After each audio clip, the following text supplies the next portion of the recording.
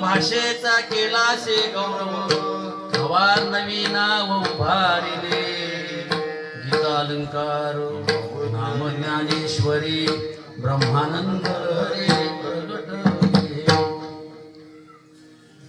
श्रवणाच्या मिशे बैसावे येऊन साम्राज्य भुवनी सुखी नांदे गीता अलंकार नाम ज्ञानेश्वरी ब्रह्मानंद लहरी नामा म्हणे ग्रंथ श्रेष्ठ ज्ञान देवी ये तरी ओवी अनुभवावी गीता अलंकार नाम ज्ञानेश्वरी ब्रह्मानंद लहरी प्रगट वक्रतुंड महाकाय सूर्यकोटि समप्रभं निर्विघ्नं कुरु मे देवं सर्वकार्येषु सर्वदा ओम नमो जद्यावेद प्रतिपाद्या जय जय सुसंज्ञात्मरूपा देवा तूची गणेशु सकलार्थमति प्रकाशो निवृत्तिदासु अवधारी मज हृदयी सद्गुरु जयने तारी लोहा संसार पुरो विशेष अत्याल विवेकावरे समचरणं सरोजं सांद्र नीलामुदामं जगन्नहित पानी मंडनं मंडना तरुण तुलसी माला कंधरं कंजनेत्रं सदय धवलहंसं विठ्ठलं चिंतयामि पांडुरंगारू प्रथमानम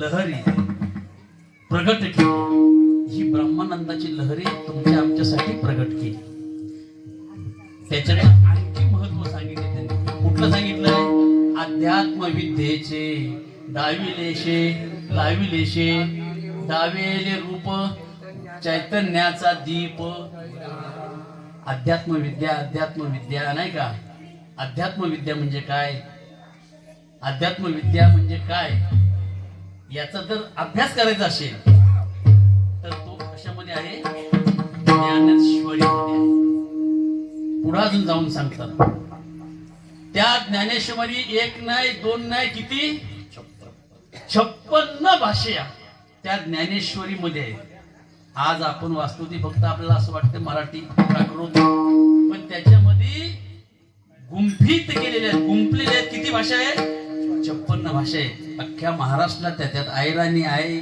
नाही का सगळ्या भाषेचं त्याच्यामध्ये काय केलेलं आहे हा सगळ्या भाषेचं त्याच्यामध्ये गुंफण केलेली आहे जसं जसं योग आला तशी तशी त्याने त्या ठिकाणी ती भाषा आपल्याला त्या भाषाच माहिती नसल्यामुळं त्याच्यात किती भाषा आहेत ह्या कळलं नाही.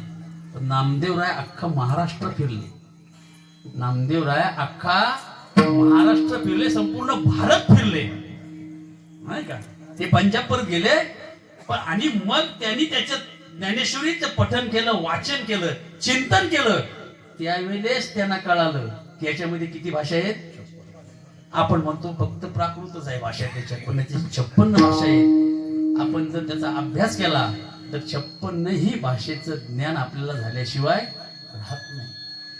श्रवणाच्या मिसे बैसावे येऊनी साम्राज्य भुवनी सुखीना. श्रवणाच्या म्हणजे ऐकण्यासाठी, नुसतं ऐकण्यासाठी जरी येऊन बसलं तरी त्याला साम्राज्य भुवन प्राप्त होतं. आणि शेवटी सांगितले अख्खी ज्ञानेश्वरी वाचू नका, 9300 ओव्या वाचू नका नाही का, 18 अध्याय वाचू नका, पसाई दानही नाही, अभ्यास केला, चिंतन केलं तरी चालेल. नामा म्हणे ग्रंथ श्रेष्ठ ज्ञान देवी, एक तरी ओवी अनुभव नाही का. अनुभवण्यासाठी अख्खी ज्ञानेश्वरी आहे, अनुभवण्यासाठी अख्खा ज्ञानेश्वरीचा पाठ आहे. पण किमान एक तरी ओवीचा काय घ्यावा, अनुभव घ्यावा ना, नुसती वाचावी नाही, एका तरी ओवीचा काय करावा, अनुभव घ्यावा. अशा प्रकारचा हा अभंग मोठा 6 चरणाचा अभंग आहे. आता आपल्याला चिंतन जेवढं करता येईल त्याच्यावरती तेवढं करण्याचा प्रयत्न करू.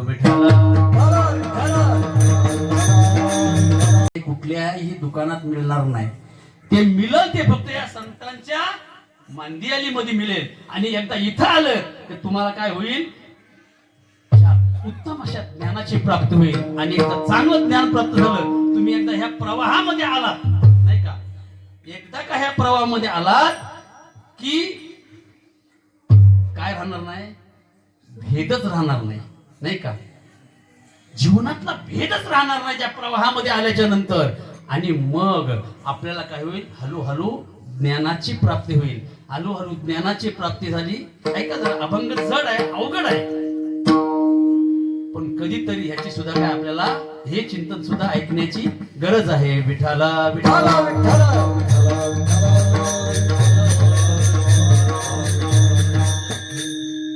आणि हे जे सगळं आपल्याला मिळण्याचं जे ठिकाण आहे ते फक्त याच दुकानामध्ये आहे नाही का. संत सज्जन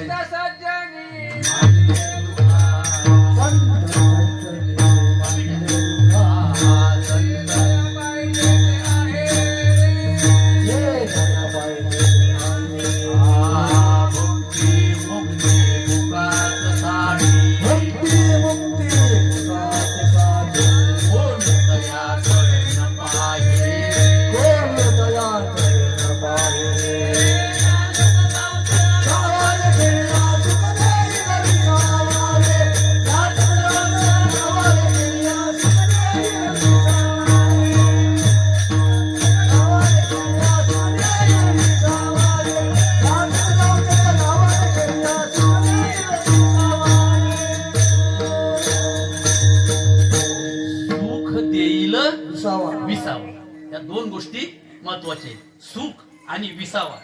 या जीवाला काय पाहिजे, सुख आणि विसावा. ते कुठं मिळतं, या दुकानात मिळतो, संतांच्या मांदियाला.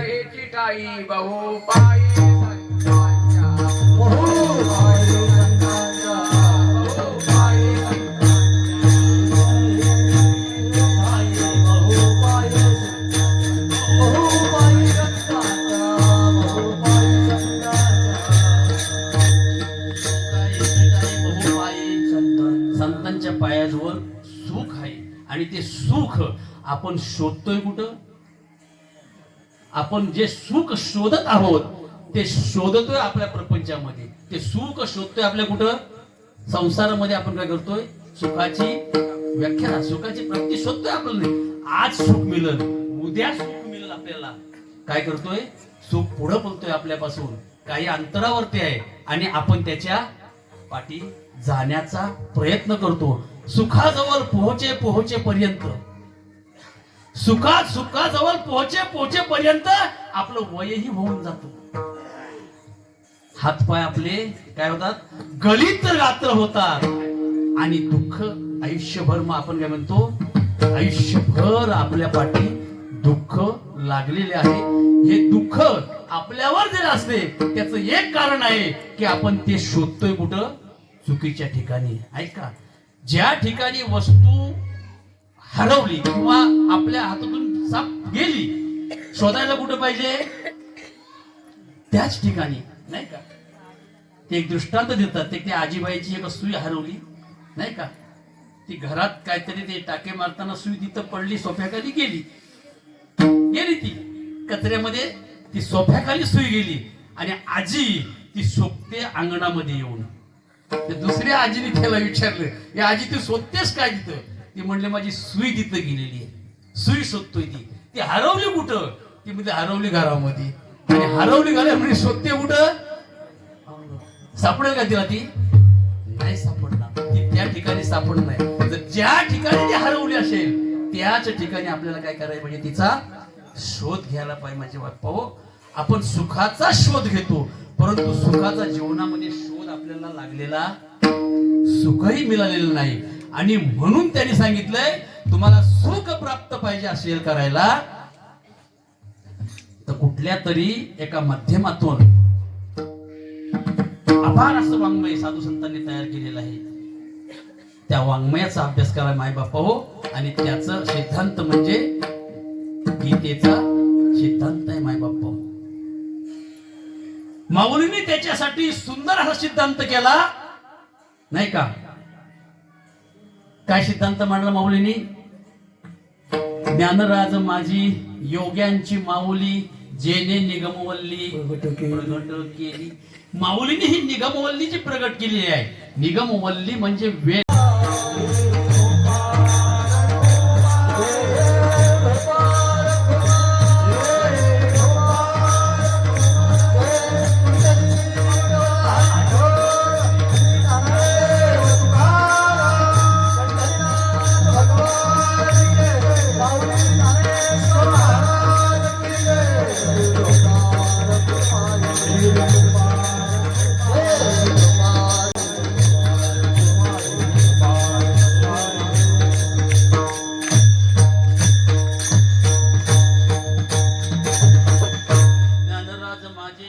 माऊली जेने निगमवल्ली प्रगट केली, गीता अलंकार नाम ज्ञानेश्वरी ब्रह्मानंद लहरी प्रगट केली. अशा प्रकारचं चिंतन या ठिकाणी आपण मांडण्याचा प्रयत्न केला. या ठिकाणी आदरणीय आमचे प्रेम परमश्री असणारे संप्रदायाचे खजिनदार, त्यांच्याकडे संप्रदायाचा सगळा त्यांच्याकडे सगळी जबाबदारी त्यांच्याकडे आहे आणि त्यांच्याकडेच कार्यक्रम आहे. पण त्यांचा त्याच्यात फार मोठा या परिवाराचा, कधी या परिवाराकडे यावं, कार्यक्रम करावं, कार्यक्रमासाठी कधी यावं, कधीही जावं, नाही का. त्यांच्या सगळ्यांसाठी अतिशय श्रम परिश्रम घेणारा हा परिवार या ठिकाणी योगायोगाचा महाराजांनी पहिलं प्रमाण दिलं, नाही का. गीता गीता गीता वाचेच्या म्हणती. आमची ती आपोआपच होती, त्या मालकीचं नाव गीता असल्यामुळं सहज आपल्या मुखातून होऊन जातं, नाही का. म्हणून पूर्वी लोक देवाचं नाव ठेवायची त्याला कारण सांगतात, नाही का. शंकर ठेवायची, विष्णू ठेवायची, ही नावं आता लोक पडले. देवाचं नावच नवीन पंढरीनाथ